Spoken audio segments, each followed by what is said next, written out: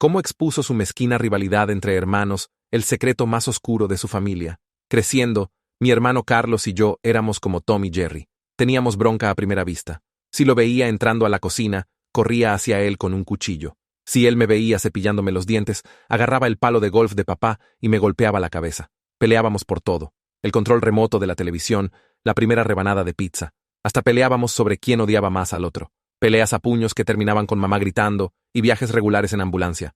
No nos soportábamos hasta que llegamos a finales de la adolescencia y decidimos hacer MMA juntos. No teníamos idea de que algún día destruiría a nuestra familia. La primera vez que entrenamos, me noqueó. Le lancé un par de guantes esa noche y le dije que se los pusiera. Ambos fuimos a la escuela con ojos morados al día siguiente. Pronto nos estábamos empujando mutuamente a mejorar, yendo juntos al gimnasio de MMA, y en algún lugar del camino nos convertimos en mejores amigos. A donde él fuera, yo iba. Si te metes conmigo, te metes con él. 12 años después, teníamos nuestros cinturones negros. Estábamos entrenando en el gimnasio un día cuando escuchamos un zumbido viniendo de la bolsa de Carlos. Se acercó, revisó su teléfono y vio 2 llamadas perdidas de mamá. Sus ojos se abrieron. La regla de oro de mamá era que nunca llamaba 2 veces a menos que alguien hubiera muerto o estuviera a punto de morir. Devolvió la llamada inmediatamente. Su expresión cambió de confundida a aterrorizada en segundos. Tenemos que irnos ahora. Agarró sus cosas y corrió hacia la puerta. Lo seguí sin preguntar. Corrimos al hospital. Todo el camino, Carlos no me quería decir qué había dicho mamá. Solo seguía diciendo, apúrate. Cuando llegamos a su habitación, no estaba listo para lo que vi. Mamá estaba en la cama del hospital con la nariz rota y la cara morada e hinchada. Parecía que había estado en un accidente automovilístico. ¿Qué pasó?, preguntó Carlos con la voz temblorosa. Mamá empezó a llorar. Alguien entró a la casa. 2 hombres. Me golpearon. La cara de Carlos se transformó en rabia en segundos mientras yo tomé la mano de mamá. Los hombres no se llevaron nada, continuó mamá. Ni mi bolso, ni la televisión, nada. Es como si hubieran entrado para lastimarme. Mi mente empezó a acelerarse. ¿Quién haría eso? ¿Y por qué? Mamá leyó nuestras mentes en ese momento. Tal vez puedan ver quién fue en el video de seguridad. Señaló el teléfono en el bolsillo de su chaqueta. Verán, mamá había instalado cámaras de circuito cerrado en su casa porque estaba aterrorizada de los robos. Carlos y yo tomamos su teléfono y vimos el video de seguridad juntos. 2 hombres con máscaras forzaron su cerradura. Entraron y fueron directo hacia ella. Ni siquiera miraron objetos de valor. La taclearon y la golpearon repetidamente. Fue horrible. De ver. Y casi lloramos. Sus cuerpos enteros estaban cubiertos con ropa negra. Pero cuando uno de ellos levantó el brazo, su cuello fue visible por solo un segundo. Había un tatuaje ahí, uno realmente distintivo. Lo miré más de cerca. Espera, conozco ese tatuaje. ¿Qué? Carlos me miró. Ese es el amigo de papá, Rodrigo. Tiene exactamente ese tatuaje en el cuello. Los ojos de Carlos se abrieron como hacen antes de sus peleas. Verán, 5 años atrás, la compañera de trabajo de papá acusó a nuestra mamá de engaño porque quería a papá para ella. Le mostró capturas de pantalla probando que mamá era infiel. Él le creyó sin hablar con ella. Recuerdo que estaba tan enojado cuando se fue, tan lleno de odio. ¿Crees que papá hizo esto?, pregunté en voz baja. ¿Crees que hizo que Rodrigo atacara a mamá? ¿Deberíamos decirle a la policía? Nos quedamos en silencio por mucho tiempo. Entonces Carlos dijo algo que lo cambió todo. No vamos a ir a la policía. ¿Qué? Carlos gruñó. Tendrán un juicio y 6 meses de libertad condicional. Tal vez. Esa no es justicia real. Lo manejaremos nosotros mismos. Miré la cara hinchada de mamá y asentí. ¿Qué hacemos? Descubrimos quién lo hizo. Luego lo arreglamos. Durante los siguientes 13 meses, nos convertimos en investigadores. Preguntamos sobre Rodrigo. Lo seguimos. Vimos a dónde iba, con quién hablaba. Todo el tiempo entrenamos más duro que nunca. Cada golpe que dábamos era por mamá. Cada hora gastada rastreando nos acercaba más a la verdad. Mientras más cavábamos, más todo apuntaba a Rodrigo. Era el mejor amigo de papá. Sus compañeros de trabajo vieron ropa negra en su bolsa el día que mamá fue atacada. De repente tenía un carro nuevo y su hipoteca estaba pagada. Papá solía tener esta cosa donde pagaba a la gente por favores en el pasado. Cuando decidimos que era él, supimos qué hacer. Elegimos un viernes por la noche cuando Rodrigo salió de su club de striptease usual. Esperamos en el estacionamiento. Cuando salió, nos paramos enfrente. No dije nada. Solo lo miré fijamente con mi bate de béisbol en la mano. Carlos tronó sus nudillos. Rodrigo nos miró nuestras manos, luego de vuelta a nuestras caras. «Súbete al carro». Rodrigo se subió.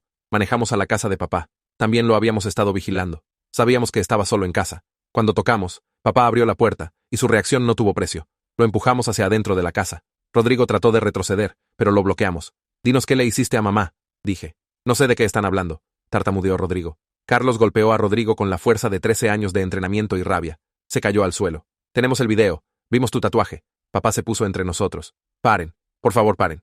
«¿Le dijiste que lo hiciera?», le pregunté a papá. «¿Hiciste que Rodrigo golpeara a mamá?». «No». Papá se veía en pánico.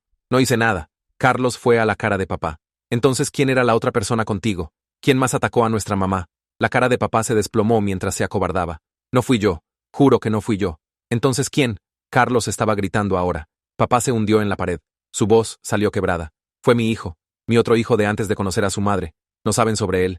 Tiene 32 años. El cuarto se quedó en silencio. Papá tenía otro hijo. Un hijo que golpeó a nuestra mamá casi hasta la muerte. Carlos y yo nos miramos y dimos ese sutil asentimiento que significaba que era hora de manejar negocios. Agarré a papá por el cuello y lo jalé hacia adelante hasta que nuestras caras estuvieron a centímetros de distancia. Su aliento olía a miedo y whisky barato. Carlos se movió rápidamente, posicionándose entre nosotros y la puerta principal para que Rodrigo no pudiera escapar. Las manos de papá temblaron mientras las palabras salían de su boca, diciendo que el nombre de su otro hijo era Diego, que lo había estado apoyando por años, sin decirle a nadie. Alegó que Diego necesitaba dinero, y papá le había hablado sobre objetos de valor en la casa de mamá. La mentira era tan mala que hizo que mi sangre pareciera que estaba hirviendo. Empujé a papá hacia atrás con fuerza y tropezó contra la pared. Nada fue tomado de la casa de mamá, ni su bolso, o televisión, o joyas, porque esto no se trataba de robo, se trataba de lastimarla. Carlos fue a donde había dejado caer mi bate de béisbol y lo recogió lentamente, dejando que papá viera cada movimiento. Los ojos de papá se abrieron y empezó a hablar más rápido, dándonos una dirección al otro lado de la ciudad, suplicándonos que no lastimáramos a Diego. Seguía diciendo que Diego era solo un niño que cometió un error. Me reí, y salió amargo y enojado porque Diego tenía 32 años, mayor que ambos, y había golpeado a nuestra madre hasta que su cara parecía carne cruda. Nos dirigimos hacia la puerta, y me volteé para mirar a papá y Rodrigo todavía en el suelo. Si cualquiera de ellos llamaba a Diego o a la policía antes de que termináramos, regresaríamos, y terminaríamos lo que empezamos esta noche. El viaje al lugar de Diego tomó 20 minutos, y ni Carlos ni yo dijimos una sola palabra. Mis manos apretaron el volante tan fuerte que mis nudillos se pusieron blancos, y podía sentir el cuero crujiendo bajo mi agarre. La respiración de Carlos se hizo más pesada, y más pesada como siempre pasa antes de una pelea. Estábamos a punto de cruzar una línea de la que nunca podríamos regresar, pero seguía viendo la nariz rota y la cara hinchada de mamá en mi mente. La dirección que papá nos dio llevaba a un edificio de apartamentos deteriorado, con la mitad de las luces de seguridad rotas y grafiti cubriendo las paredes. Estacionamos al otro lado de la calle y observamos la ventana del tercer piso que papá dijo que era de Diego. Alrededor de medianoche, vimos movimiento adentro, una sombra pasando por la ventana. Carlos sugirió que esperáramos hasta la mañana, cuando Diego saliera al trabajo en algún lugar público, donde pudiéramos agarrarlo sin que los vecinos escucharan y llamaran a la policía. Cada parte de mí quería ir allá arriba ahora y patear su puerta. Pero Carlos tenía razón. Habíamos pasado 13 meses siendo inteligentes sobre esto, siguiendo a Rodrigo y recolectando evidencia. Entrar con rabia ahora era como seríamos atrapados o lastimados o peor. Manejamos a un restaurante de comida que estaba abierto toda la noche y nos deslizamos en una cabina de esquina. La mesera nos trajo café y nos quedamos ahí escribiendo todo lo que papá nos había dicho sobre Diego en servilletas. Su nombre, su edad, su dirección, el hecho de que papá le había pagado para hacerlo. A las 3 de la mañana, mi teléfono empezó a zumbar y el nombre de mamá se encendió en la pantalla. Mi estómago se hundió porque nunca llamaba tan tarde. Contesté y la escuché llorando, preguntando dónde estábamos, diciendo que se había despertado de una pesadilla sobre nosotros lastimándonos. Mentí, y le dije que estábamos en el apartamento de Carlos viendo películas y comiendo pizza. No sonaba como si me creyera, pero nos dijo que tuviéramos cuidado y colgó. Regresamos al edificio de Diego a las 6 de la mañana y estacionamos en el mismo lugar. A las 6:30, Diego salió usando un uniforme de camión de reparto café con un logo de la empresa en el pecho. Carlos tomó fotos de su placa y el logo del camión con su teléfono. Lo seguimos a un gran almacén en las afueras de la ciudad y lo vimos marcar entrada por la entrada principal. Ahora conocíamos su horario y sabíamos dónde trabajaba. Durante la siguiente semana, seguimos a Diego exactamente como habíamos seguido a Rodrigo. Trabajaba turnos de 10 horas 5 días a la semana, se detenía en la misma tienda de conveniencia cada noche para comprar cerveza e iba directo a casa. Su apartamento siempre estaba oscuro a las 10. Vivía solo sin novia o compañero de cuarto que pudiéramos ver. Carlos encontró las cuentas de redes sociales de Diego y pasamos horas repasando sus fotos. Había fotos de él con papá de años atrás en asados y juegos de béisbol, reuniones familiares. Nunca fuimos invitados a fiestas de cumpleaños donde papá está sonriendo y abrazando a Diego como si estuviera orgulloso de él. Toda una vida secreta que papá mantuvo oculta de nosotros y mamá. Las fotos me enfermaron porque papá eligió a este hijo sobre nosotros. Le pagó para lastimar a mamá y nunca mencionó tener otro niño en todos los años que estuvimos creciendo. Carlos encontró publicaciones de Diego quejándose de problemas de dinero y pagos de manutención infantil que no podía pagar. Esto nos dio más piezas de por qué papá lo eligió. Papá probablemente le prometió a Diego suficiente dinero para resolver todos sus problemas financieros a cambio de asustar a mamá.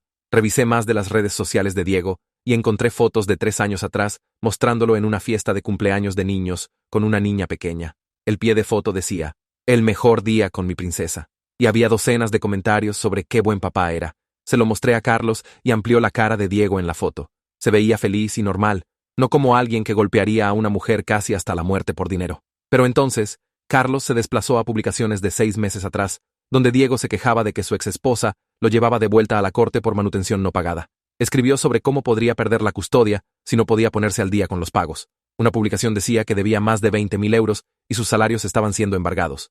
Otra publicación de 2 meses atrás decía que estaba desesperado y necesitaba un milagro. Papá debe haber visto estas publicaciones y sabía exactamente cómo manipular a Diego para hacer lo que quería. Me sentí enfermo pensando en cómo papá usó el amor de Diego por su hija como palanca para hacer que lastimara a mamá. Carlos y yo nos sentamos en su carro afuera del edificio de apartamentos de Diego y discutimos nuestras opciones por 3 días seguidos. Seguía diciendo que solo deberíamos ir a la policía con todo lo que sabíamos, mostrarles el video de seguridad, contarles sobre el carro nuevo de Rodrigo y la hipoteca pagada, explicar cómo papá tenía una historia de pagar a la gente por favores, pero Carlos negó con la cabeza cada vez, y me recordó que papá contrataría un abogado caro que destrozaría nuestra investigación.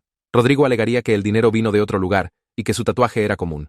Diego diría que estaba en el trabajo cuando mamá fue atacada, y su empleador podría respaldarlo. Papá lloraría en la corte sobre cómo sus hijos están tratando de incriminarlo, porque están enojados por el divorcio que nunca pasó. El fiscal miraría nuestras fotos de vigilancia y grabaciones, y diría que condujimos una investigación ilegal que violó leyes de privacidad. Todo por lo que habíamos trabajado durante 13 meses sería desechado, y esos 3 andarían libres. Sabía que Carlos tenía razón, pero me hacía querer golpear algo. Necesitábamos evidencia sólida que no pudiera ser explicada o desestimada. Necesitábamos que Diego confesara en grabación, o necesitábamos atrapar a papá pagándole. Sugerí grabar a Diego admitiendo lo que hizo, y los ojos de Carlos se iluminaron como cuando descubre la debilidad de un oponente. Manejamos a una tienda de electrónicos y compramos una pequeña grabadora de voz que cabía en un bolsillo. De vuelta en el apartamento de Carlos, practicamos lo que le diríamos a Diego para hacerlo hablar. Carlos le mostraría el video de seguridad y yo le diría que sabíamos que papá le había pagado. Actuaríamos como si ya tuviéramos pruebas y veríamos si Diego entraba en pánico y empezaba a explicar. La clave era acercarnos a él en algún lugar público para que no pudiera huir o contraatacar y mantenernos calmados para que no se diera cuenta de que estábamos grabando. Pasamos horas ensayando diferentes escenarios y respuestas hasta que lo dominamos. Durante las siguientes 2 semanas, seguimos siguiendo a Diego y aprendiendo su rutina. Cada viernes por la noche, iba al mismo bar llamado Mentiras, en el lado este de la ciudad. Era un lugar decadente con pisos pegajosos y una mesa de billar en la esquina del fondo. La iluminación era tenue y la música lo suficientemente alta para que las conversaciones se mezclaran. Nadie ahí prestaba atención a los asuntos de otras personas. Era perfecto para lo que necesitábamos hacer. En el tercer viernes, seguimos a Diego a Mentiras y observamos por la ventana mientras ordenaba una cerveza y se sentaba en el bar. Esperamos en el carro hasta que estaba en su tercera bebida y empezando a relajarse. Sus hombros cayeron y se estaba riendo de algo que dijo el cantinero. Fue entonces cuando entramos y nos deslizamos en la cabina directamente frente a donde estaba sentado. Diego nos miró y su expresión cambió de casual a confundida. Miró a Carlos y luego a mí, como si estuviera tratando de descubrir dónde nos conocía. Entonces llegó el reconocimiento, y su cara se puso blanca. Se levantó rápidamente, y su taburete del bar raspó contra el piso. Me incliné hacia adelante, y le dije que se sentara de nuevo, que solo queríamos hablar sobre lo que le pasó a nuestra madre. Mi voz era calmada pero firme, y pude ver a Diego calculando si debería correr hacia la salida o escucharnos. Se sentó de nuevo lentamente, y sus manos temblaban cuando tomó su cerveza. Carlos sacó su teléfono y abrió el video de seguridad del ataque de mamá. Lo sostuvo para que Diego pudiera ver la pantalla y amplió el momento cuando la máscara de Diego se deslizó y su cara fue visible por solo un segundo. Los ojos de Diego se abrieron y tartamudeó que no sabía de qué estábamos hablando, que nunca había visto ese video antes, pero sudor se estaba formando en su frente y su pierna estaba saltando bajo la mesa. Carlos amplió el tatuaje de Rodrigo después y luego de vuelta a la cara de Diego. Me acerqué y le dije a Diego que sabíamos todo, que papá ya nos había dicho que contrató a Diego y Rodrigo, que Rodrigo admitió estar ahí. La boca de Diego se abrió como si quisiera negarlo, pero no salieron palabras. Su cara se desplomó y miró su cerveza como si fuera a llorar. Entonces empezó a hablar rápido, palabras saliendo en prisa. Dijo que papá le dijo que mamá había robado dinero durante su separación, que estaba manteniendo a papá alejado de sus hijos, que se merecía que le enseñaran una lección sobre respeto. La grabadora en mi bolsillo estaba funcionando y captando cada palabra. Diego dijo que no quería lastimar a mamá tanto, que el plan era solo asustarla, pero Rodrigo se dejó llevar por los golpes, y no paraba. Estaba haciendo excusas y tratando de cambiar la culpa, pero todavía estaba confesando estar ahí y participar. Le pregunté por qué lo hizo, y la voz de Diego se quebró. Dijo que papá le había prometido 15.000 euros, suficiente para ponerse al día con la manutención e impedir que su exesposa se llevara a su hija para siempre. Dijo que estaba desesperado y papá hizo que mamá sonara como una persona terrible que había destruido a su familia. Mis manos se cerraron en puños bajo la mesa, pero forcé mi voz a mantenerse calmada. Hice más preguntas sobre la planificación, sobre cuándo irrumpieron, sobre lo que papá específicamente les dijo que hicieran. Diego siguió respondiendo porque pensó que ya sabíamos todo y que cooperar podría ayudarlo de alguna manera. Carlos preguntó cuándo papá le pagó, y Diego dijo mitad por adelantado y mitad después de que se hizo. Sacó su teléfono para mostrarnos su cuenta bancaria como prueba de que estaba diciendo la verdad. Sus manos temblaban tanto que casi dejó caer el teléfono, pero logró sacar su historial de transacciones. Tomé fotos de su pantalla mostrando 2 depósitos en efectivo de 7.500 euros cada uno. Uno estaba fechado 5 días antes del ataque de mamá, y uno estaba fechado 3 días después. Era evidencia perfecta que ligaba el pago directamente a la línea de tiempo de lo que pasó. Diego empezó a llorar y decir que lo sentía repetidamente. Dijo que necesitaba el dinero tan mal, que su hija iba a ser quitada, que papá hizo que mamá sonara como si hubiera arruinado su vida y merecía lo que pasó. Nos suplicó que no fuéramos a la policía porque perdería su trabajo, y su niña y todo por lo que había trabajado. No sentí absolutamente cero simpatía por él porque mamá podría haber muerto de los golpes que le dio. Carlos se inclinó hacia adelante, y su voz cayó a algo frío y final. Le dijo a Diego que tenía 2 opciones: entregarse a la policía dentro de 24 horas y confesar todo, o llevaríamos la grabación y toda la evidencia directamente a la policía nosotros mismos. La cara de Diego se puso blanca y empezó a negar con la cabeza rápidamente diciendo que no podía ir a prisión. Su hija lo necesitaba. Su exesposa nunca lo dejaría verla de nuevo si fuera arrestado. Estaba suplicando ahora, preguntando si había algo más que pudiera hacer, alguna otra manera de arreglar esto. Me levanté y lo miré desde arriba, diciéndole que tenía hasta mañana por la noche para decidir, y si huía, lo cazaríamos, y nos aseguraríamos de que nunca viera a su niña de nuevo. Salimos del bar sin mirar atrás, dejando a Diego sentado ahí con las manos cubriendo su cara. En el estacionamiento, Carlos y yo nos paramos junto a mi carro, discutiendo en susurros ásperos. Pensé que deberíamos ir directo a la policía ahora con lo que teníamos porque darle tiempo a Diego era estúpido. Obviamente iba a huir. Carlos no estuvo de acuerdo y dijo que necesitábamos darle la oportunidad de hacer lo correcto, que se vería mejor en la corte si se entregaba voluntariamente. Le dije a Carlos que Diego era un cobarde que golpeó a nuestra mamá por dinero. No iba a desarrollar súbitamente una conciencia. Fuimos y vinimos por 10 minutos hasta que llegamos a un compromiso. Observaríamos el apartamento de Diego esta noche para asegurarnos de que no desapareciera, y si todavía estaba ahí mañana, le daríamos hasta la fecha límite. Manejamos al edificio de Diego y estacionamos donde podíamos ver su camión y su ventana. Las luces en su apartamento permanecieron encendidas hasta después de las 2 de la mañana y nos turnamos para hacer guardia. Alrededor de las 3 de la mañana, las luces finalmente se apagaron, y ambos tratamos de dormir en el carro, uno de nosotros siempre manteniendo un ojo en su camión. La mañana siguiente a las 6, el camión de Diego todavía estaba en el estacionamiento, y empecé a pensar, tal vez Carlos tenía razón, tal vez Diego realmente se entregaría. Lo vimos salir al trabajo a las 7:30 en su uniforme de reparto como un día normal. Carlos dijo que deberíamos seguirlo para asegurarnos de que realmente fuera al trabajo, y no se dirigiera a la autopista en su lugar. Seguimos su camión al centro de distribución, y lo vimos estacionar y entrar. Le dije a Carlos que deberíamos ir a casa y dormir un poco, regresar esta noche para ver si Diego mantenía su palabra. Fuimos al lugar de Carlos y nos desmayamos por unas horas, pero realmente no pude dormir porque mi mente siguió repitiendo la confesión de Diego y me preguntaba si estábamos cometiendo un gran error. Alrededor del mediodía, el teléfono de Carlos sonó y nos despertó a ambos. Era un número que no reconocíamos, pero Carlos contestó de todos modos, poniéndolo en altavoz. La voz del otro lado preguntó si estábamos buscando a Diego, y mi estómago se hundió. Era uno de sus compañeros de trabajo del centro de distribución diciendo que Diego había llamado enfermo esta mañana y le pidió que nos dijera si pasábamos por ahí. El compañero de trabajo sonaba confundido sobre por qué Diego quería que nos pasara un mensaje, pero le agradecimos y colgamos rápido. Carlos y yo nos miramos y ambos sabíamos lo que esto significaba. Diego había huido. Saltamos en el carro y corrimos de vuelta a su edificio de apartamentos. Su camión había desaparecido del espacio de estacionamiento. Y cuando subimos a su puerta y tocamos, nadie respondió. Pateé la puerta en frustración, y Carlos sacó su teléfono para llamar de vuelta al centro de distribución, pretendiendo ser amigo de Diego, preguntando si alguien sabía dónde podría estar. La persona en el teléfono dijo que Diego solo llamó enfermo por un día, no como si hubiera renunciado, o algo así. Entonces probablemente todavía estaba en la ciudad en algún lugar. Pasamos todo el día manejando a cada lugar donde pensamos que Diego podría ir. Primero, revisamos la casa de su exesposa, pero su carro estaba ahí, y el camión de Diego no. Entonces no tocamos porque no queríamos asustarla. Entonces, manejamos a la casa de papá y rodeamos la cuadra 3 veces, pero no había señal del camión de Diego. Probamos el apartamento de Rodrigo después y nos quedamos afuera por una hora observando, pero Diego nunca apareció. A las 6 de la tarde, nos estábamos quedando sin ideas, y me estaba poniendo más y más enojado de que lo habíamos dejado escapar. Carlos sugirió revisar moteles baratos cerca de la autopista porque ahí era donde alguien se escondería si estuviera planeando huir, pero aún no se hubiera ido. Empezamos en el extremo norte de la ciudad y trabajamos hacia el sur, revisando estacionamientos en cada motel deteriorado que pasábamos. Finalmente, a las 8 de la noche, avistamos el camión de Diego estacionado afuera de un lugar llamado Highway Rest Motel, uno de esos lugares sospechosos que rentan cuartos por horas. Carlos quería ir a tocar puertas hasta que encontráramos en qué cuarto estaba. confrontarlo de nuevo y forzarlo a venir con nosotros a la policía. Ya había terminado con los juegos, sin embargo, y saqué mi teléfono para llamar a mamá. Contestó en el segundo timbre y podía escuchar la televisión en el fondo. Le dije que habíamos encontrado a los tipos que le habían hecho daño, que teníamos evidencia y una grabación de uno de ellos confesando, y que íbamos a la policía esta noche para entregar todo. Mamá empezó a llorar inmediatamente, pero era diferente de antes. Era alivio y miedo mezclados. Nos suplicó que tuviéramos cuidado, que dejáramos que el sistema legal se encargara de aquí en adelante. Por favor, no hacer nada que nos metiera en problemas o nos lastimara. Siguió diciendo que no podía perdernos también, que nos necesitaba seguros más de lo que necesitaba venganza.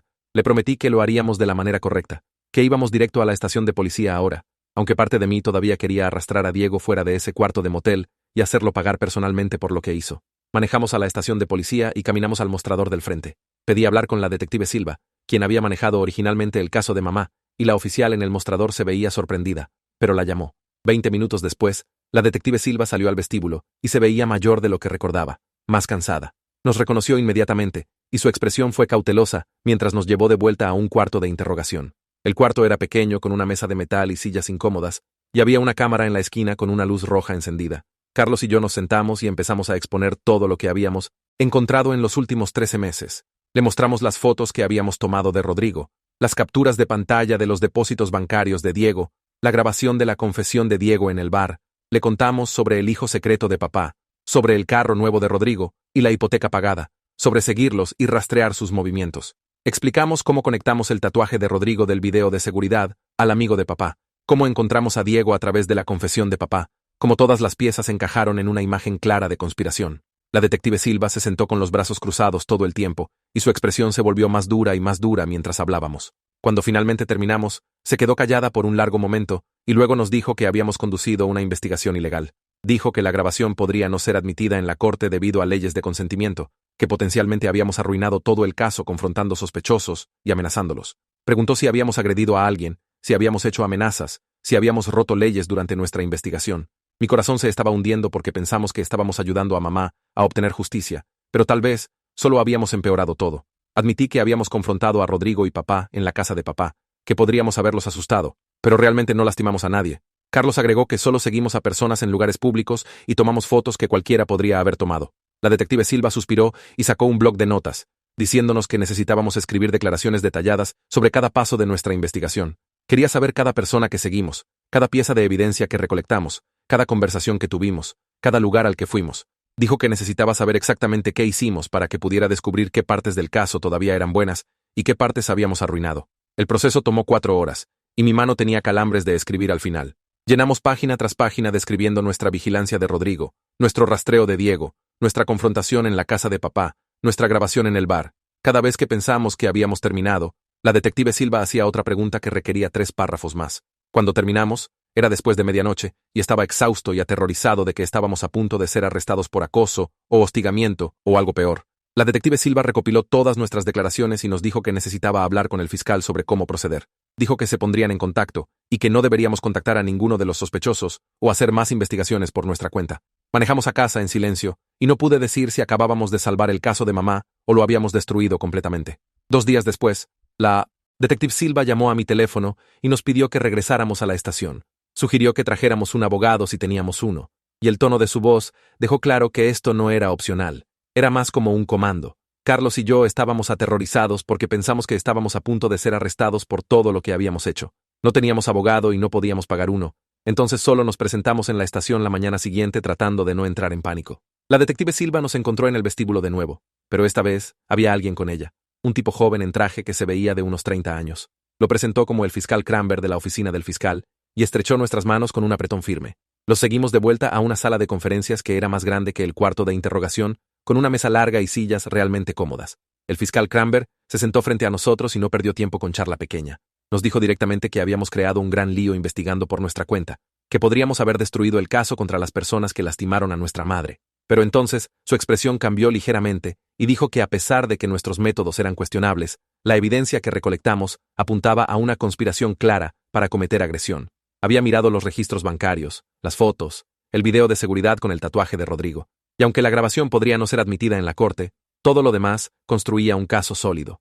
Dijo que si cooperáramos completamente en el futuro y dejáramos de hacer cualquier cosa por nuestra cuenta, estaba dispuesto a trabajar con nosotros para procesar a papá, Diego y Rodrigo por lo que le hicieron a mamá. El fiscal Cranber sacó una carpeta y esparció fotos por la mesa, señalando los depósitos bancarios que habíamos documentado. Dijo que los registros financieros eran evidencia sólida porque mostraban un patrón claro de pagos justo antes y después del ataque. Las fotos de Diego y Rodrigo juntos dieron contexto a su relación. Pero entonces tocó el dispositivo de grabación que habíamos usado en el bar, y su expresión se volvió seria. Explicó que dependiendo de la ley estatal, grabar a alguien sin su conocimiento podría no ser admitido en la corte. La defensa podría argumentar que fue obtenido ilegalmente y hacerlo descartar completamente. Mi estómago se hundió porque esa grabación tenía a Diego admitiendo todo. El fiscal Cranber debe haber visto mi cara porque rápidamente agregó que incluso sin la grabación, el caso era lo suficientemente fuerte para seguir adelante. Planeaba traer a Rodrigo para interrogación dentro de las próximas horas y ofrecer un trato. Si Rodrigo aceptaba testificar contra papá y Diego, obtendría cargos reducidos o tal vez solo libertad condicional. Carlos preguntó por qué dejaríamos que Rodrigo se saliera fácil, y el fiscal Cranber dijo que se trataba de construir el caso más fuerte posible. Con el testimonio de Rodrigo, podrían probar que papá orquestó todo. Sin él, papá podría alegar que no sabía nada, y Diego actuó solo. La detective Silva asintió y dijo: este era procedimiento estándar en casos de conspiración. Volteas al eslabón más débil para atrapar al pez más grande. Lo odié, pero entendí la lógica. Esa misma tarde, la detective Silva y otros 2 oficiales manejaron al motel donde habíamos rastreado a Diego. El fiscal Cranber nos dejó esperar en la estación y observar por la ventana que daba al estacionamiento cuando trajeron sospechosos. Nos quedamos ahí por 2 horas bebiendo café malo y apenas hablando. Finalmente, un carro de policía se detuvo y vi a Diego en el asiento trasero. Los oficiales abrieron la puerta y Diego corrió en el segundo que sus pies tocaron el pavimento. Corrió hacia la calle, pero la detective Silva había posicionado al tercer oficial ahí. Lo taclearon fuerte en el asfalto y lo esposaron mientras gritaba sobre acoso policial. Verlo pasar por la ventana esposado debería haber sido satisfactorio. Habíamos pasado 13 meses rastreando a este tipo. Lo habíamos confrontado, grabado, y ahora finalmente fue capturado. Pero en su lugar, me sentí vacío. Esta no era la justicia que originalmente queríamos. Queríamos hacerlo doler de la manera que lastimó a mamá. Queríamos que se sintiera asustado y roto. En su lugar, solo estaba siendo arrestado y procesado como cualquier otro criminal. Carlos debe haber sentido lo mismo porque miró al piso en vez de ver a Diego ser traído adentro. Todo se sintió demasiado limpio, demasiado oficial, demasiado lejos de la justicia cruda que habíamos imaginado. El abogado de Diego apareció 3 horas después, algún tipo en un traje caro que se veía molesto de estar ahí. El fiscal Cranber nos dijo a través del vidrio que Diego estaba invocando su derecho a permanecer callado bajo consejo de su abogado. Esto era completamente normal y esperado. Diego se quedaría en una celda de detención hasta su audiencia de acusación, probablemente en 1 o 2 días. Entonces, trajeron a papá para interrogación. No pudimos escuchar lo que estaba pasando, pero observamos a través del vidrio unidireccional mientras papá se sentó frente a la detective Silva, viéndose pequeño y asustado. Su abogado llegó dentro de 20 minutos e inmediatamente paró el interrogatorio. Papá no dijo una sola palabra. Entonces Rodrigo llegó por separado con su propio abogado. Mismo resultado. Todos se escondieron detrás de abogados y se negaron a hablar. El fiscal Cranber dijo que esto era realmente bueno para la fiscalía, porque significaba que estaban asustados y a la defensiva. Las personas inocentes usualmente querían explicarse. Las personas culpables se escondían detrás de abogados. Aún así, ver a los 3 salir del interrogatorio sin dar declaraciones me hizo sentir como si no hubiéramos logrado nada. Teníamos evidencia y grabaciones y fotos, pero todos solo iban a sentarse ahí silenciosamente y dejar que sus abogados hablaran. La siguiente semana pasó más lento que cualquier semana de mi vida. Cada mañana, me despertaba esperando noticias y no recibía nada. Cada tarde, revisaba mi teléfono esperando que el fiscal Cranber llamara con actualizaciones. Carlos y yo tratamos de entrenar en el gimnasio, pero nuestros corazones no estaban en ello. Pasaríamos por los movimientos de sparring y golpear sacos, pero todo el tiempo estábamos pensando en el caso. Mamá nos llamaba cada día preguntando si habíamos escuchado algo. El miércoles, fue a la corte con la detective Silva y obtuvo una orden de restricción contra papá, Diego y Rodrigo. La orden decía que ninguno de ellos podía contactarla, acercarse a su casa o estar dentro de 500 metros de ella. La abogada de víctimas del hospital se reunió con mamá el mismo día para explicar procedimientos de la corte. Guió a mamá sobre qué era una audiencia de acusación, qué significaba una audiencia preliminar, qué esperar si el caso iba a juicio. Mamá me llamó después de esa reunión, sonando abrumada. Dijo que había tantos pasos y tanta espera. La abogada le dijo que estos casos podrían tomar meses o incluso años para resolverse completamente. Traté de sonar alentador, pero honestamente, estaba tan frustrado como ella. El viernes por la tarde, mi teléfono finalmente sonó con el número del fiscal Cranber. Dijo que el abogado de Rodrigo se había acercado sobre un trato de cooperación.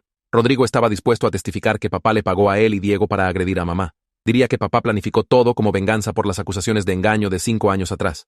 Rodrigo explicaría cómo papá lo contactó, cuánto dinero fue ofrecido, cómo planearon el allanamiento para que pareciera aleatorio. A cambio, Rodrigo quería sus cargos reducidos de agresión a complicidad y quería nada de tiempo en prisión, solo libertad condicional y servicio comunitario. Sentí mi mandíbula tensarse mientras el fiscal Cranber explicaba esto. Rodrigo había ayudado a golpear a mamá hasta que su cara era irreconocible y quería caminar libre. El fiscal Cranber dijo que el trato era contingente en que el testimonio de Rodrigo fuera veraz y completo. Si mentía o retenía algo, el trato se cancelaba y enfrentaría cargos completos. Preguntó qué pensaban Carlos y yo sobre aceptar el trato. Le dije que necesitaba hablar con Carlos y lo llamaría de vuelta. 2 días después, Carlos y yo nos sentamos en la oficina del fiscal Cranber discutiendo el trato. Dije que odiaba todo sobre él. Rodrigo debería ir a prisión por lo que hizo. El fiscal Cranber se recostó en su silla y dijo que entendía nuestros sentimientos, pero necesitábamos pensar estratégicamente. Sin el testimonio de Rodrigo, el caso contra papá era mucho más débil. El abogado de papá argumentaría que papá solo se estaba desahogando con su hijo sobre su exesposa. Dirían que Diego tomó sobre sí mismo actuar, y papá no tenía conocimiento del ataque. Los depósitos bancarios podrían ser explicados como apoyo familiar legítimo.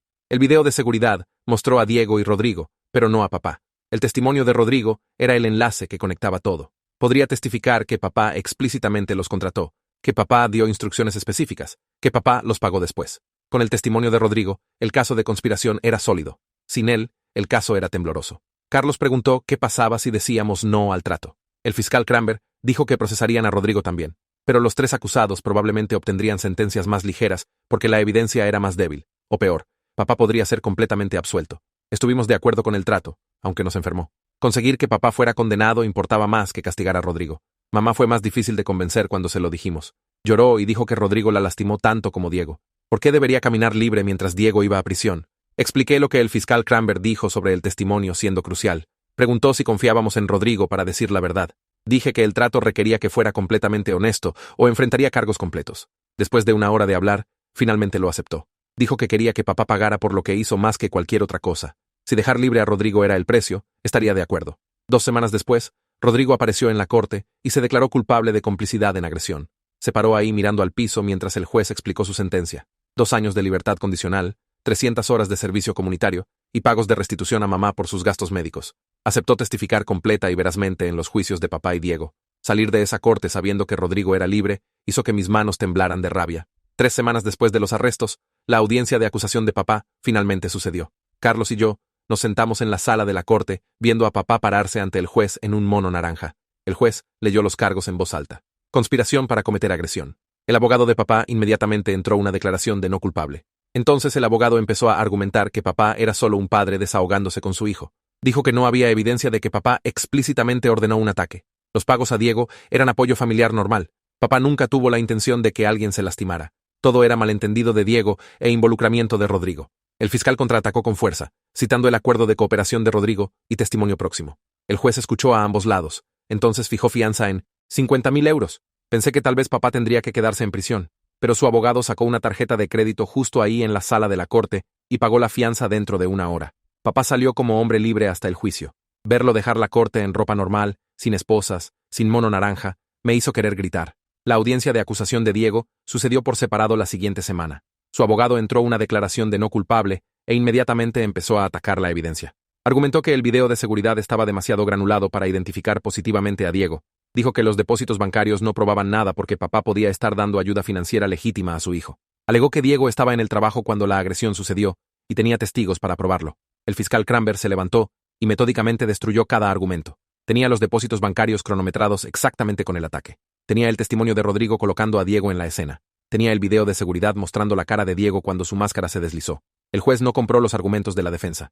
Fijó fianza en 75.000 euros, más alta que la de papá porque Diego realmente cometió la agresión física. Diego no pudo pagar la fianza. Se quedó en prisión esperando el juicio. Las audiencias preliminares se arrastraron por 2 meses con continuos aplazamientos y mociones. Cada vez que pensamos que estábamos progresando, algún abogado presentaría una moción para suprimir evidencia o solicitar más tiempo. Carlos y yo asistimos a cada fecha de corte. Nos sentamos en la galería detrás de mamá, mostrando a papá y Diego que no nos estábamos rindiendo. Queríamos que nos vieran cada vez que entraran a esa sala de corte. El estrés empezó a afectarnos a todos. Mamá dejó de dormir bien y empezó a tomar medicamento para ansiedad. Carlos se volvió malhumorado en el gimnasio y se desquitó con la gente durante el entrenamiento. Empecé a tener problemas para dormir porque cada vez que cerraba los ojos repetía la confrontación en la casa de papá. Seguía pensando en qué tan cerca estuvimos de hacer algo que no podríamos deshacer, como casi nos convertimos en criminales nosotros mismos tratando de obtener justicia. El sistema legal se movía tan lento que se sentía como tortura, pero al menos se estaba moviendo hacia adelante. Al menos papá y Diego eventualmente enfrentarían consecuencias reales. Eso tenía que ser suficiente. Una tarde después de una audiencia, la detective Silva jaló a Carlos y a mí a un pasillo lateral lejos de la multitud. Su cara se veía seria de una manera que hizo que mi estómago se apretara. Nos dijo que el abogado de papá estaba construyendo un caso de que habíamos acosado y amenazado a sus clientes. Dijo que tenían declaraciones de papá y Rodrigo sobre la confrontación en la casa de papá, y estaban alegando que forzamos confesiones a través de violencia. La detective Silva nos miró directo a los ojos y dijo que necesitábamos mantenernos completamente lejos de papá, Diego y Rodrigo, o podríamos enfrentar cargos nosotros mismos. La advertencia se sintió tan injusta porque éramos la familia de la víctima, pero dejó claro que estaba tratando de protegernos. Estuvimos de acuerdo en mantener distancia, aunque cada parte de mí quería aparecer en cada fecha de corte y mirarlos fijamente. Carlos asintió y prometió que nos mantendríamos alejados, y la detective Silva se veía aliviada, pero aún preocupada. Se alejó y nos dejó parados en ese pasillo, sintiendo como de alguna manera éramos los que estaban en problemas.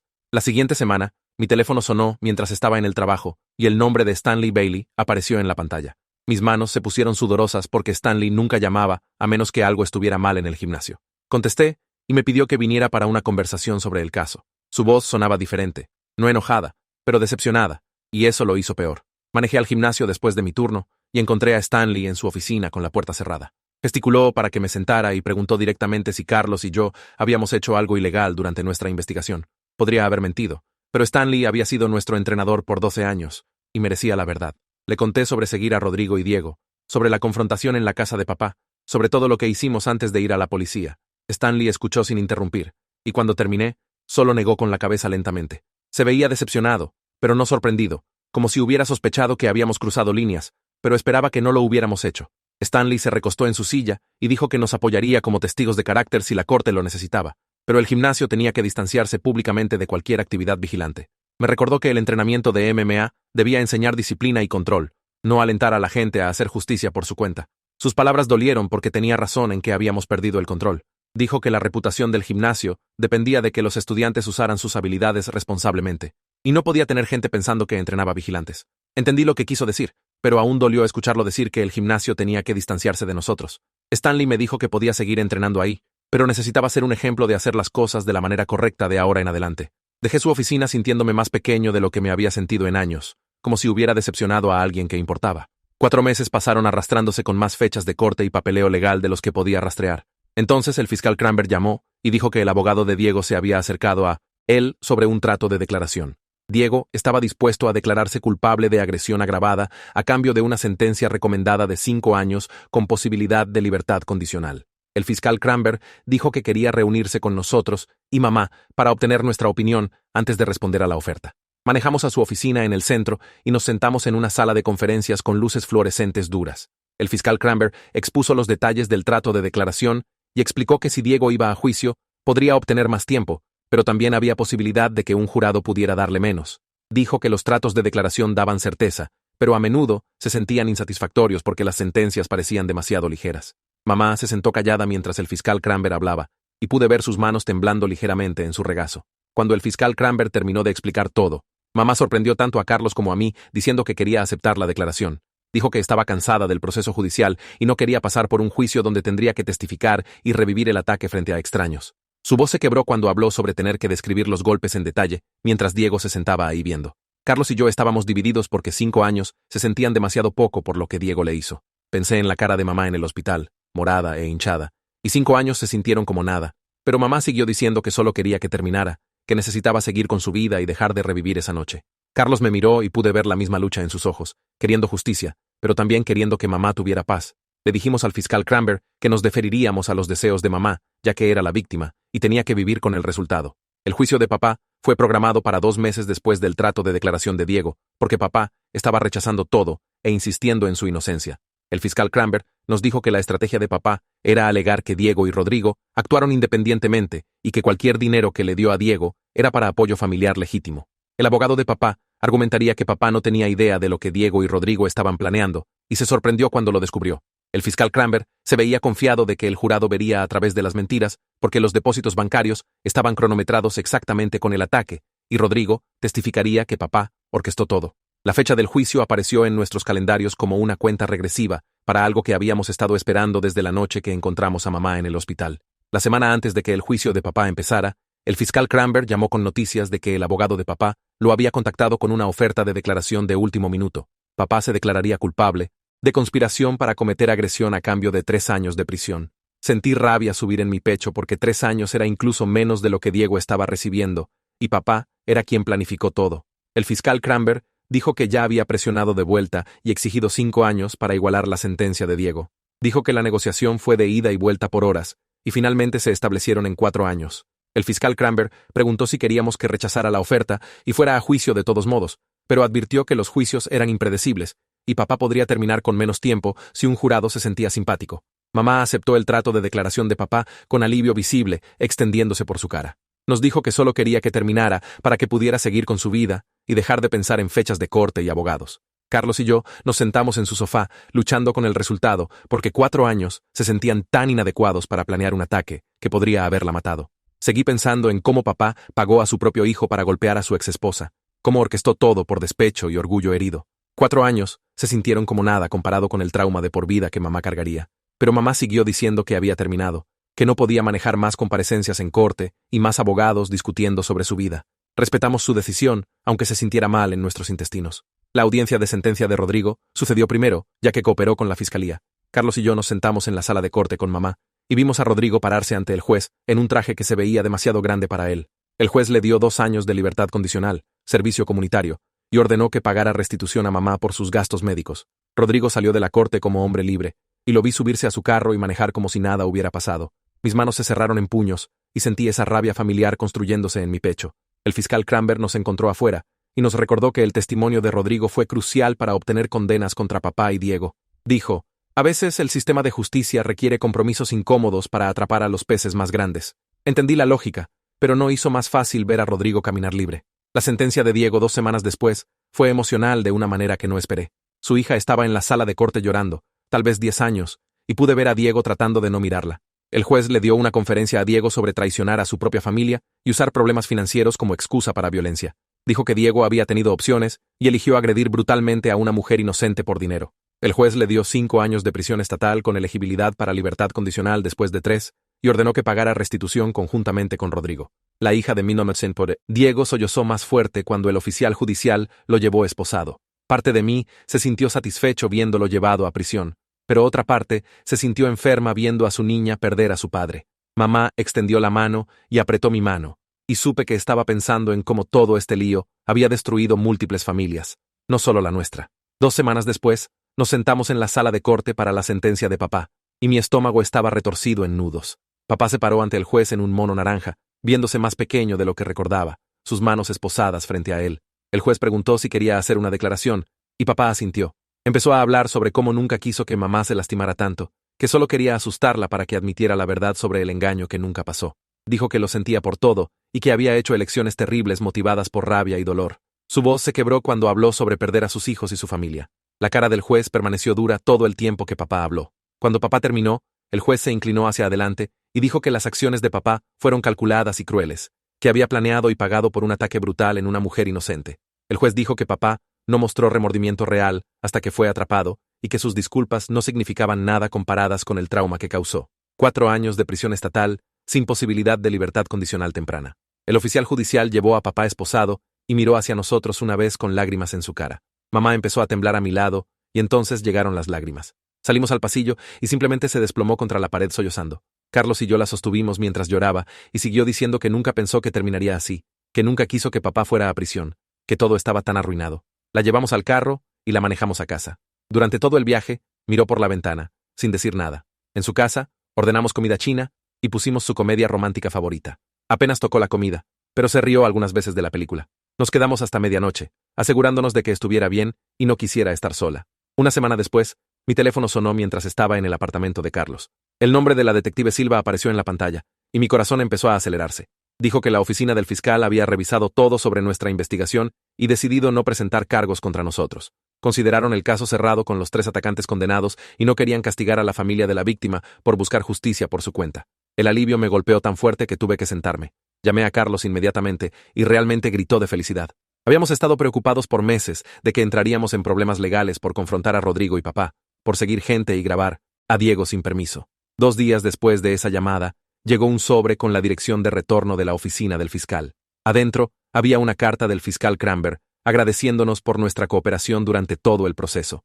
Escribió que nuestros métodos eran poco ortodoxos y no podía aprobar oficialmente investigaciones vigilantes, pero nuestra evidencia fue crucial para asegurar las 3 condenas. Incluyó folletos sobre servicios para víctimas y recursos de consejería para sobrevivientes de trauma. También escribió que esperaba que nuestra familia pudiera encontrar paz y sanación ahora que la justicia había sido servida. La carta se sintió como cierre, aunque fuera solo un pedazo de papel. Carlos y yo manejamos al gimnasio para hablar con Stanley sobre regresar al entrenamiento. No habíamos estado ahí regularmente por 6 meses debido a fechas de corte y reuniones con abogados. Stanley nos encontró en su oficina y nos examinó como si estuviera revisando por heridas. Dijo que nos veíamos terribles, fuera de forma y exhaustos. Admití que habíamos dejado que el entrenamiento se deslizara mientras lidiábamos con todo lo demás. Stanley dijo que entendía, pero si queríamos regresar, tendríamos que asistir a clases de manejo de ira primero. Dijo que el gimnasio no podía tener miembros que pudieran perder control y lastimar a alguien porque no habían lidiado con sus problemas de ira. Carlos empezó a discutir, pero lo detuve porque Stanley tenía razón. Casi habíamos destruido nuestras propias vidas persiguiendo venganza, y necesitábamos ayuda procesando eso. La primera clase de manejo de ira fue rara porque todos los demás ahí eran mucho mayores que nosotros. La consejera era una mujer en sus 50s que nos pidió presentarnos y explicar por qué estábamos ahí. Carlos y yo nos turnamos contando la historia sobre el ataque de mamá y nuestra investigación. Las otras personas en el grupo se veían sorprendidas, y algunas se veían impresionadas de que habíamos rastreado a los atacantes nosotros mismos. La consejera no se veía impresionada para nada. Pasó la siguiente hora hablando sobre cómo la ira puede sentirse correcta y justificada, pero destruye a la persona sintiéndola tanto como al objetivo. Dijo, venganza y justicia no son lo mismo, aunque pueden parecer similares desde afuera. En las siguientes semanas, nos hizo hablar sobre cómo la ira manejó cada decisión que tomamos por 13 meses. Nos hizo ver cómo casi botamos nuestros futuros y lastimamos gente inocente en nuestra búsqueda de hacer que papá y sus amigos pagaran. Las sesiones fueron incómodas, pero lentamente algo empezó a cambiar en la forma en que pensé sobre todo lo que había pasado. Mamá empezó a ver una terapeuta que trabajaba con víctimas de crimen y sobrevivientes de trauma. Nos dijo que las pesadillas estaban pasando menos frecuentemente, pero aún se despertaba asustada a veces. Tenía dificultad, estando sola en su casa, especialmente de noche. Carlos y yo pasamos un fin de semana instalando nuevas cerraduras de seguridad en cada puerta y agregando cámaras para cubrir puntos ciegos que el sistema viejo perdía. Pusimos luces sensoras de movimiento alrededor del exterior de la casa, para que nada pudiera moverse cerca de sus ventanas, sin activar luces brillantes. Mamá nos vio trabajar y dijo que ya se sentía más segura solo sabiendo que estábamos haciendo su casa más segura. 3 meses después de todas las sentencias, mamá llamó y nos pidió que viniéramos. Tenía anuncios inmobiliarios esparcidos por su mesa de cocina. Dijo que había estado pensando en mudarse a un barrio diferente porque la casa actual tenía demasiadas memorias malas. Cada cuarto le recordaba esa noche y quería un nuevo comienzo en otro lugar. Carlos y yo pasamos las siguientes 2 semanas llevándola a ver casas. Quería algo más pequeño, más fácil de mantener, con buenas características de seguridad ya en su lugar. Encontramos un lugar cerca de nuestro gimnasio, que tenía puertas reforzadas y un buen sistema de alarma. El barrio era tranquilo con muchas familias y gente paseando perros. La cara de mamá se iluminó cuando caminamos por él, y dijo que se sentía correcto. El proceso de mudanza tomó 3 semanas, y todos trabajamos juntos empacando la casa vieja. Carlos y yo nos aseguramos de que el nuevo lugar de mamá tuviera cerraduras en cada ventana y marcos reforzados en las puertas. Instalamos cámaras cubriendo cada ángulo y configuramos el sistema de alarma para llamar nuestros teléfonos si se activaba. Mamá bromeó que su casa era ahora más segura que una bóveda de banco, pero pudimos ver el alivio en sus ojos cuando cerraba las puertas de noche. La abogada de víctimas del hospital llamaba a mamá regularmente para revisar su recuperación. Conectó a mamá con un grupo de apoyo para sobrevivientes de agresión que se reunía 2 veces al mes en un centro comunitario. Mamá estaba nerviosa de ir al principio y dijo que no quería sentarse hablando sobre ser víctima. La abogada la convenció de intentar una reunión. Después de esa primera reunión, mamá llegó a casa y dijo que realmente ayudó a hablar con gente que entendía por lo que había pasado. Empezó a ir regularmente e hizo amistades con otras mujeres que estaban trabajando a través de su propio trauma. Nos dijo que el grupo la hizo sentir menos sola y le dio esperanza de que podía sanar y seguir con su vida. 6 meses después de que los juicios terminaron, Carlos y yo entramos a nuestra última sesión de manejo de ira. La consejera se sentó frente a nosotros con 2 carpetas manila en su escritorio. Las abrió y sacó cartas que había escrito para nuestros registros, declarando que habíamos completado exitosamente el programa y desarrollado formas saludables de manejar nuestra ira. Firmamos algunos papeles y nos dio las cartas en sobres sellados. Stanley estaba esperándonos en el gimnasio esa tarde cuando aparecimos. Le dimos las cartas y las leyó cuidadosamente, asintiendo mientras pasaba por cada página. Fue a su oficina y regresó con 2 marcos baratos de la tienda del euro.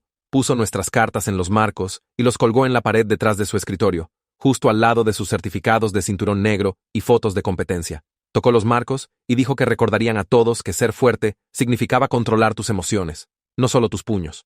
Empezamos a entrenar seriamente otra vez la siguiente semana. La disciplina se sintió bien después de meses de fechas de corte y estrés. Nuestras sesiones de sparring fueron diferentes ahora, porque estábamos más conscientes del daño que podíamos hacer. Cada vez que le di un golpe a Carlos, pensé en la responsabilidad que venía con 13 años de entrenamiento. Se movía de la misma manera, más controlado y preciso, en vez de solo tratar de aterrizar golpes. Stanley nos empujó más duro que nunca, haciéndonos hacer rondas extra y más ejercicios técnicos. Estaba canalizando nuestra intensidad en técnica en vez de dejarnos pelear enojados. Un sábado por la mañana, mamá apareció en el gimnasio. Estábamos en medio de una ronda de sparring cuando la vi entrar y sentarse en la banca cerca de la puerta. Era la primera vez que nos vio pelear desde antes de que el ataque pasara. Carlos y yo trabajamos a través de nuestras combinaciones, bloqueando y contraatacando con la precisión que Stanley nos había estado inculcando por semanas. Cuando la ronda terminó, miré y vi a mamá limpiándose lágrimas de la cara. Vino y nos abrazó a ambos, sin importarle que estuviéramos sudorosos y asquerosos. Nos dijo que estaba orgullosa de cómo habíamos manejado todo, aunque el camino hubiera sido caótico y doloroso. Eso significó más para nosotros que cualquier cinturón de campeonato jamás podría. Un año después de que papá fue sentenciado, mamá me llamó al trabajo. Sonaba estresada y dijo que necesitaba hablar conmigo y Carlos sobre algo. Nos encontramos esa noche en su casa y nos mostró una carta que había llegado por correo. La dirección de remitente era la prisión estatal donde papá estaba encerrado. El sobre aún estaba sellado y mamá dijo que no sabía si abrirlo o tirarlo. Carlos tomó el sobre y lo miró por mucho tiempo. Le dije a mamá que era completamente su elección, que no le debía nada a papá incluyendo leer lo que quisiera decir. Tomó el sobre de Carlos, fue a la cocina y lo tiró a la basura sin abrirlo. Regresó y dijo que había terminado con ese capítulo de su vida. Unas semanas después, mamá recibió una llamada de una defensora de víctimas. La defensora explicó que la exesposa de Diego quería disculparse por lo que Diego había hecho. No tenía idea de que Diego estaba planeando atacar a alguien y estaba horrorizada cuando lo descubrió. La defensora preguntó si mamá estaría dispuesta a aceptar la carta. Mamá estuvo de acuerdo, y la carta llegó unos días después. La exesposa de Diego escribió que lo sentía por el dolor que Diego causó y esperaba que mamá pudiera sanar. Dijo que no guardaba sentimientos malos hacia mamá y quería que supiera que la hija de Diego tampoco sabía nada sobre el ataque. Mamá se sentó en su mesa de cocina y escribió una carta de respuesta. Le dijo a la exesposa de Diego que apreciaba las disculpas y no guardaba sentimientos malos hacia ella o la hija de Diego. La envió al día siguiente y dijo que se sintió bien dejar ir algo de la ira. Carlos recibió una llamada del director de un programa de MMA juvenil al otro lado de la ciudad. Necesitaban un nuevo entrenador y Stanley lo había recomendado. Carlos fue a revisar el programa y regresó emocionado sobre la oportunidad. Aceptó la posición y empezó a entrenar niños 2 veces a la semana. Fui a ver una de sus sesiones y era increíble con ellos. Les enseñó postura apropiada y combinaciones básicas, pero también habló sobre respeto y disciplina. Les dijo que aprender a pelear significaba aprender cuándo no pelear. Verlo trabajar con esos niños me mostró cuánto habíamos crecido ambos de todo lo que había pasado. Alrededor del mismo tiempo, empecé a hacer trabajo voluntario con una organización de defensa de víctimas en el centro. Ayudaban familias a navegar el sistema de justicia criminal cuando alguien que amaban era lastimado. Mi experiencia investigando el caso de mamá y pasando por los juicios me dio conocimiento que podía ayudar a otras familias. Me reuní con gente que estaba confundida sobre procedimientos de corte o asustada de testificar. Expliqué qué podían esperar y los conecté con recursos. Se sintió bien convertir nuestro viaje doloroso en algo útil para otros. En el aniversario del ataque de mamá, los 3 cenamos en su nueva casa. Mamá cocinó su famosa lasaña y nos sentamos alrededor de su mesa de cocina, hablando sobre qué tan lejos habíamos llegado en un año.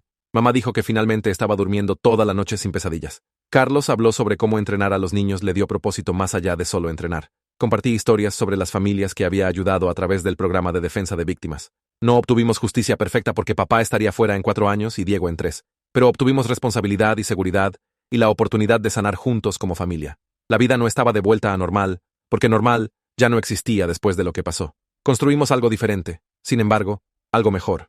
Una familia que luchó a través de la oscuridad e hizo la elección de seguir adelante con honestidad y fuerza.